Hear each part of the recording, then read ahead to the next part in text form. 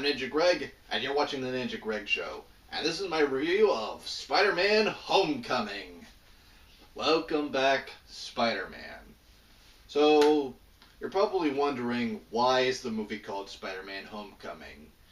Yeah, there is a homecoming scene in it, but really it's to celebrate Spider-Man coming home to Marvel Studios. I mean, Spider-Man is Marvel's golden boy, and he's movie-wise, he hasn't really been in any Marvel's studio movies since, well, Captain America: Civil War. But this is his first official movie since coming back officially into the Marvel Cinematic Universe, and I like it. It's a good movie, and this is a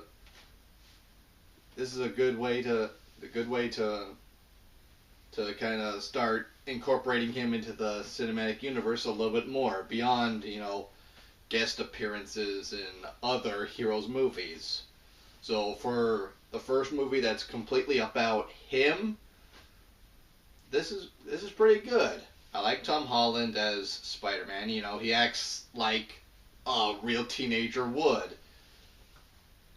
And there are moments where you clearly tell that he's kind of in over his head, and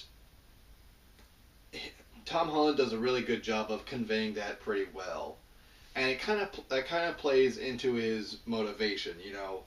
He just started out being, just your friendly neighborhood wall crawler, until Iron Man knocked on his door and brought him into a bigger world, world that he now thinks he's ready for.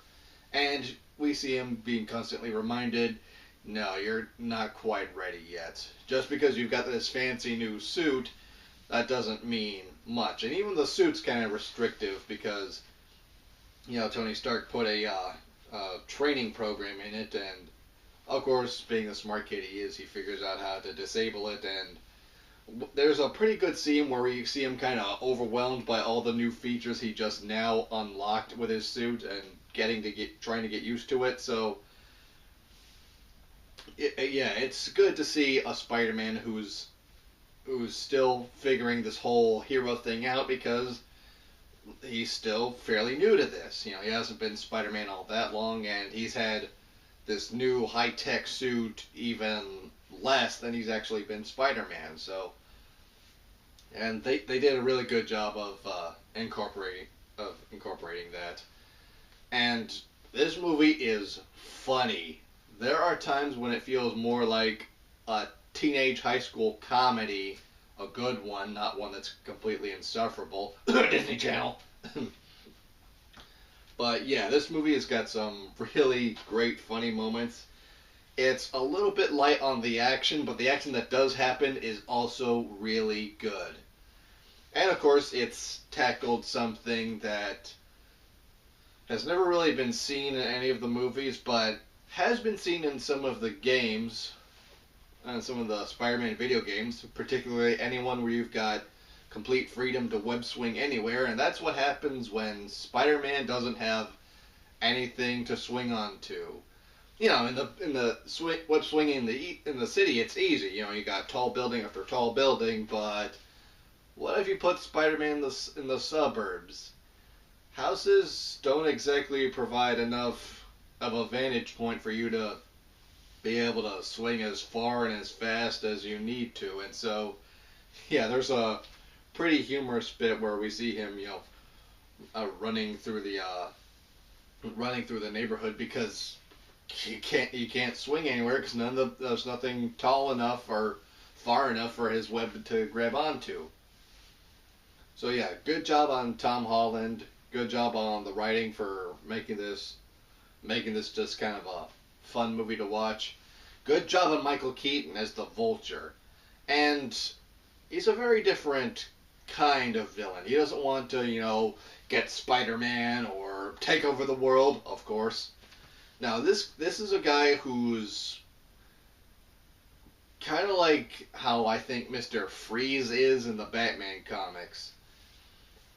He's not really out to conquer the world or anything. He's just angry and bitter, and he just wants to, you know, get what he feels he's entitled to.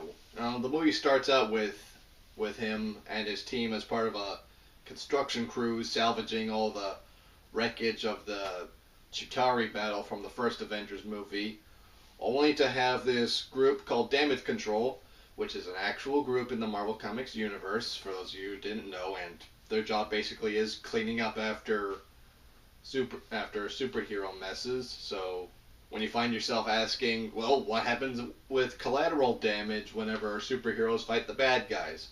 Now you know, in the Marvel Universe, Damage Control steps in.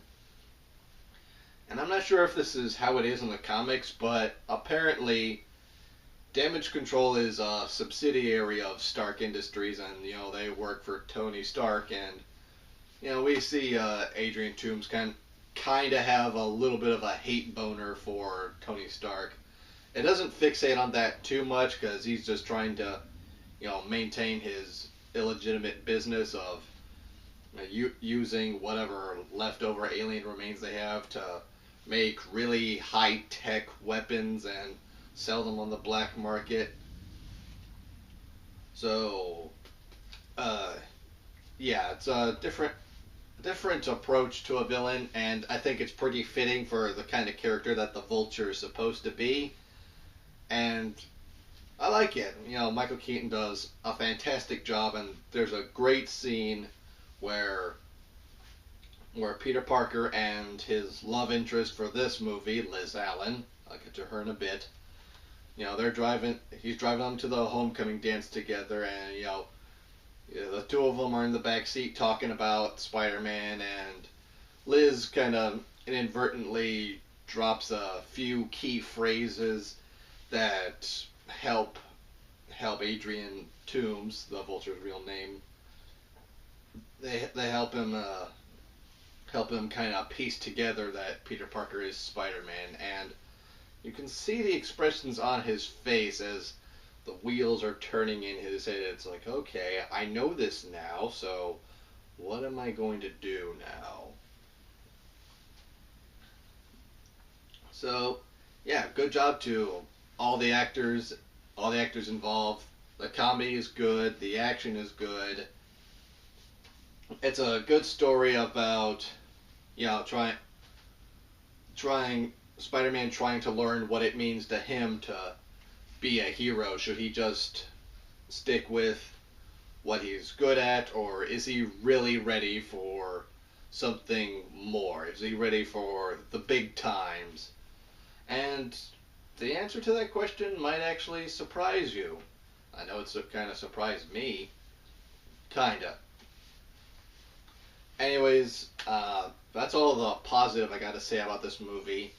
I do have a few gripes with it, though. First off, who the hell is Ned? Yeah, he was funny,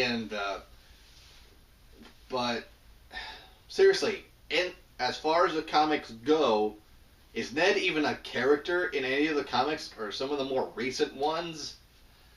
What? This seems to be a trend that seems to be reoccurring every time Spider-Man gets rebooted. With every new character that they want to make an appearance, because they technically haven't made an appearance in the movie yet, it seems some more staples of Spider-Man's, closest friends and family tend to get dropped with each movie. I mean, with the Tobey Maguire Spider-Man, we had, Aunt May, Uncle Ben, Harry Osborn, Mary Jane, J. Jonah Jameson. We had a lot of people in, Peter Parker's big circle of influence in those three movies. And with the two Amazing Spider-Man movies, we got, his parents, who we haven't been seeing again. We got some of those same characters again, but instead of, Mary Jane being the love interest, we got Gwen Stacy, who, of course, is a very important character in the Spider-Man comics. Not just what she means to Spider-Man, but also how she kind of significance in making him who he is. And if you've read some of the older comics involving Gwen Stacy, you probably know what I'm talking about. But in exchange for some of the new villains like Sing the Lizard or Electro or their pathetic attempt at a very rushed Rhino and Green Goblin, we kind of sacrificed the Daily Bugle crew, and I, uh, I don't know what to say about that. I mean, maybe they could have been worked into the story, but or maybe if they did, it would just feel like you're just repeating the same steps, and you want to avoid that. And then with this movie, it seems even less characters are dropped. I mean, aside from Liz Allen and Flash Thompson, who I kind of like, he's a little bit he is a bully, yes, but he is very different from how he appeared in the 60s, obviously. In the 60s, he was very much like Biff Tannen from Back to the Future, and you look at me the wrong way and I'm going to bust you up. But this Flash Thompson, no, he's more of just a general jerk, just kind of takes delight in poking fun at Peter at any chance he's got. So he is still a bully, yes, but he's more of a modern day kind of bully, the kind of person you'd most likely see giving other people a hard time in school. But no friends from the comics, no Harry Osborn, nobody else of any significance. I mean, yeah, they name drop a couple of other characters, including one of Peter Parker's other love interests, Betty Brant, and another side character, Jason Aniello. But yeah, seriously, who is Ned and why should I care, besides being the dopey, funny idiot? There's nothing against Ned, but really, you couldn't have gotten the same kind of performance out of a newer version of a classic Spider-Man character, someone a little bit more integral to the overall story. Anyways, I'm harping on this. Now we get to my biggest issue with this movie, and that's having Liz Allen and Adrian Toomes be related. Seriously, Liz Allen is the Vulture's daughter, so I guess her name in this movie is Liz Allen Toomes. And no, she's not her adopted daughter or anything, because we see that he's married to a black woman, so she is legitimate. But why? Why, oh why, did that have to be a thing? I mean,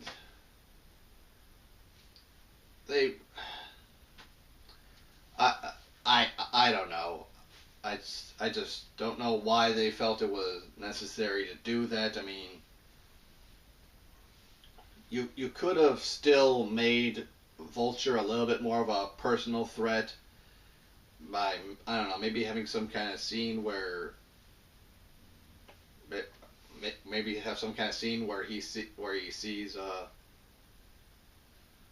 Spider-Man save this girl and decides to maybe use her as a trump card for his next scheme or whatever. I don't know. Just why? Why was it necessary to make them related? Two characters who were completely unrelated in the comics. Well, whatever. The whole character relation thing aside, this was still a pretty fun movie, and I highly recommend it for anyone who's a Spider-Man fan and definitely a MCU fan. So yeah, Spider-Man Homecoming. Check it out. It's in theaters now. Go see this one. It's got my stamp of approval on it. Anyways, I'm Ninja Greg. You've been watching The Ninja Greg Show. Don't forget to like, subscribe, and click that bell for notifications so you know whenever I put something new up. I'll see you next time.